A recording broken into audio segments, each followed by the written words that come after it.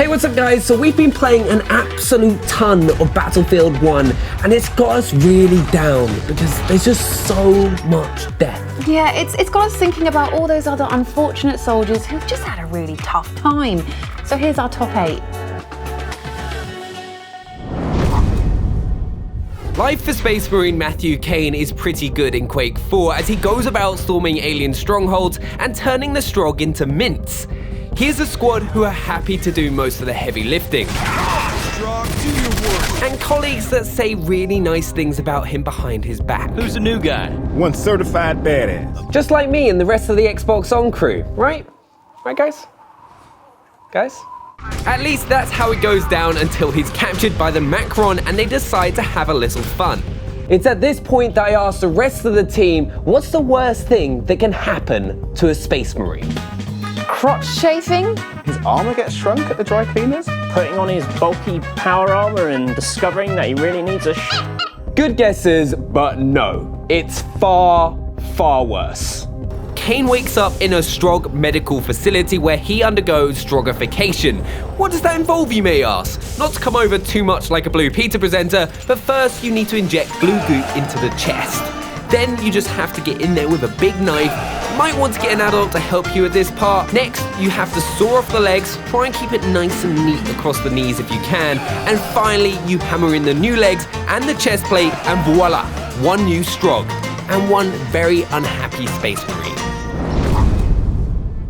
In the muddy trenches of The Witcher 2, if the battle doesn't kill you, the booze just might. If Geralt sides with Roche at the end of Act 1, he finds himself encamped with the bruised troops of the Caedwayne army.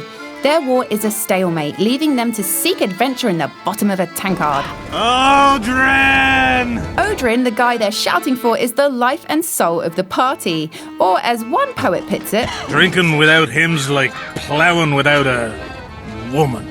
Wow, what a catch. Geralt tracks the sozzled Odrin to the beach. Lena's to say he isn't in a good way, and he's even worse when you wake him up. What am I doing here? If you don't mind, I'm going to activate the Viva Pinata swear filter for the next clip. That's right. And that one was a grunt. Not a proper you know. I was all la-dee-da, I'll you nice, I says.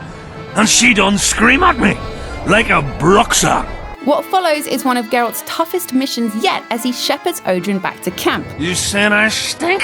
Come here! He tries to avoid upsetting the local guards and somehow kicks off a parade of drunken soldiers. One tanker, two tanker, three tankers, four. Feeling badly woozy, but what's about before? War isn't hell, it's just really, really annoying. Alex Shepard isn't one of the most memorable Silent Hill heroes. He is the one with the army coat, jacket, hat, something like that. In the beginning of Homecoming, Shepard appears to be one of the luckiest soldiers. He's survived whatever conflict he's ever been involved in and is on his way back home. Time for a reunion with balloons and cake, right? Well, if you know Silent Hill, you'll know it doesn't do balloons and cake. Unless the cake has barbed wire in it or something. Instead, Alex finds his home unwelcoming and his brother missing. I miss your brother, Alex. Oh, and the small matter of seriously creepy meat creatures roaming the town. But here's the thing, and we're entering spoiler territory here, it turns out Alex was never a soldier to begin with. What are you talking about? These are mine. His 4 years of service were actually spent in a mental hospital. You see, poor Alex cracked after accidentally drowning his little brother. Needless to say, it's not a comedy. Worse, even once you come to the understandings of your grim past, your actions in the game can lead to some very unpleasant endings. You can be drowned in the bath as part of a ritual sacrifice. You can wake up in the mental hospital having your brains microwaved. You can have your head inserted into a spiky box and be turned into a monster. Come on, at least one of these endings has to be positive. Yes. Come on, this is more like it. You've got to be kidding me. Are you serious? I can't deal with this, I'm off. Looks like a rabbit. Well, That's another meal lost. When we meet Mark in the second episode of The Walking Dead, he doesn't seem that unlucky. He's a former employee at a US Army base, and he's managed to both avoid the zombie horde and lock himself in with all the rations. Clever man. Come on, Lily, these are people. People trying to survive just like us. In a world going to hell one zombie bite at a time, he seems remarkably level-headed about the whole thing. Maybe you shouldn't have opened the door. Yeah, except then I'd probably be food by now. I hate to break it to you, Mark, but I think you might be getting ahead of yourself a little bit there. You see, when he's wounded by bandits at the St. John's dairy farm, Mark is taken in by a family of seemingly harmless farmers. Of course, in The Walking Dead, seemingly harmless usually stands for barbaric cannibals. Yes, when Mark is late for dinner, Lee goes looking for him and stumbles onto the dark secrets of St. John's dairy farm. Mark is dinner. What the hell happened to your legs, man? Don't eat dinner. And how would you like your Mark tonight? Rare, medium, or well done? It's up to your conscience to decide where you take the scene from there. Clementine needs to be kept innocent, but she could do with a good meal. As for Larry... Sit down and eat your goddamn dinner. This woman made you a home-cooked meal, you... Nah, you go right ahead. Have your fill. Sorry, Mark. I just couldn't be the bigger man. Too soon. Spec Ops The Line is perhaps the worst possible advert for the army you could ever have. Captain Martin Walker is tasked with tracking down a colonel gone AWOL in the sandy ruins of Dubai. What was meant to be a simple search mission turns into something much worse. There's evidence of a massacre against the local people, and the colonel's men are hardly welcoming.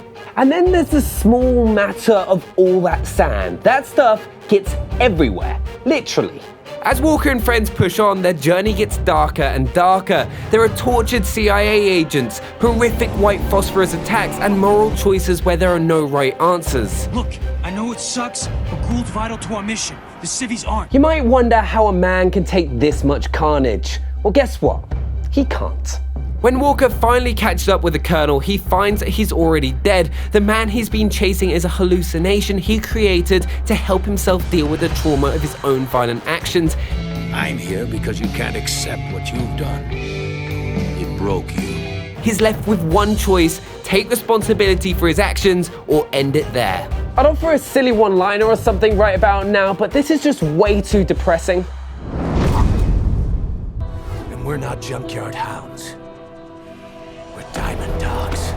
On paper, joining Metal Gear Solid 5's Diamond Dogs is a pretty sweet deal. You get to see exotic parts of the world, you play with cutting-edge military tech, you listen to some banging 80s soundtrack, and you work with a boss so legendary in his managerial style, he gets to call himself Big Boss. This guy doesn't need a mug to tell him he's the world's best boss. It's right there in his name. But as heroic as this sounds, the game paints a different picture. The guy's disregard for health and safety regulations is like nothing we've ever seen. Does he mention on the job advert that he already had one army and he let them fall into the sea? After that disaster, you'd probably think twice about building another oil rig base. Yeah, not Big Boss. But I'll make it bigger. Better than before. Then there's his recruitment process. Forget application forms and interviews, you don't need that. If Big Boss likes the look of you, he just attaches a giant balloon and yoinks you into the sky. What a guy. He's basically like the adorable old guy from Up, if he made you murder people after he'd kidnapped you. Survive the balloon trip, and what's in store for you? A man who punches his men in the face to boost morale.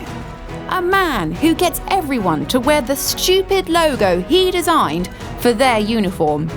To be a soldier in Big Boss's army is to know true humiliation. You don't even get to keep your own name because he likes to name everyone after animals. I mean, what kind of monster does that to his staff? Really? I'm hoping to cheer myself up after that last Spec Op entry, so what do we have next? Oh.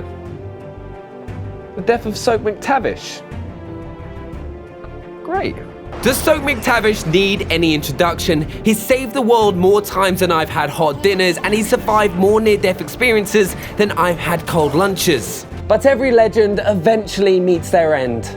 Soap meets his maker during Blood Brothers, a sniping mission in Prague. Set up by the notorious Makarov, he's blown up in his church tower sniping spot. He survives the fall, and you try to drag him to safety. But no matter how hard you try, his wounds are too bad. And just like that, he's gone to the great big game over screen in the sky. Even Captain Price, the toughest man on the planet, struggles to keep it together. Hey, who can blame him? I'm so sad about Soap MacTavish. I've decided to write a poem about him. I'll never forget Soap MacTavish. His trigger finger was fast and his hair was lavish. How many times did he come a cropper? Like that time on the boat that he jumped for the chopper. Or that bit on the bridge where the gun slid across and he nailed Zakharov in one, just like a boss. He pursued his targets with grace and power. Apart from the bit where you died in that tower, your name will go down in history.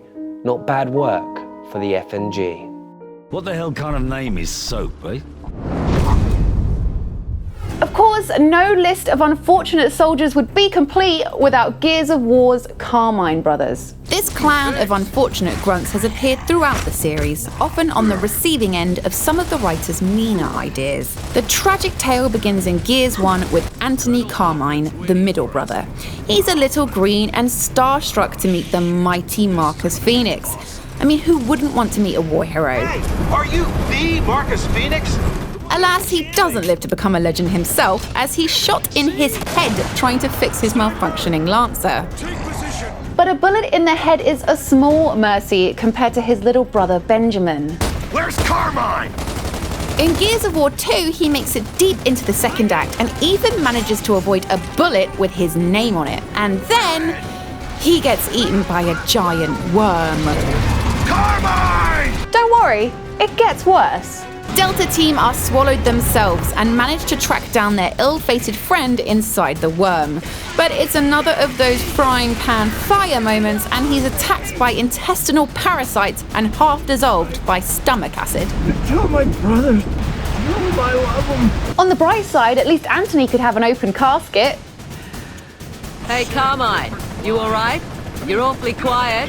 Someone's gotta be, with Bear yapping all the time. By the time we were introduced to Clayton Carmine in Gears 3, we were anticipating the worst. But in a lovely touch, the cavalry has arrived! Epic ran a poll for charity, asking fans to vote with their wallets as to whether Clayton should live or die. We're on fire! We're on fire! Carmine! The fans were in a charitable mood, so Mrs. Carmine got at least one of her boys back.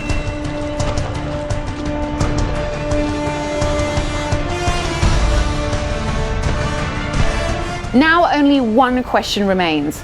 Will Carmine make it through Gears of War 4? So those were our 8 soldiers that really wish they stayed at home. If you haven't already, hit that subscribe button so you don't miss out on any future content. And whilst you're at it, check out our 8 best reboots in games and smash that like button. We'll see you tomorrow at 6 p.m. Bye.